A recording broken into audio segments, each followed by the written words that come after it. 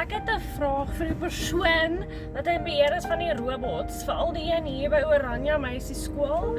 Julle 8 sekondes en dan slaan hy oor rooi. Kyk hoe hy verkeer aan die agterkant. Ek kan nie eens beskryf die verkeer hier voor my nie. En dit is die robot as jy Noordstad se kant toe wil gaan. Ons staan hier, sê ek al soos vir 10 minute en ek sê dis wanneer die skole begin wat hy dit doen. 8 sekondes, ek het dit getime. Dan slaan hy oor, dan sit jy maar.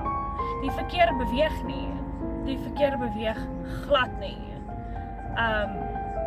Dis terrible. Daar gaan nie eens 5 karre oor nie en dan is hy weer rooi. As iemand just fix it because it's causing a heck of a traffic jam.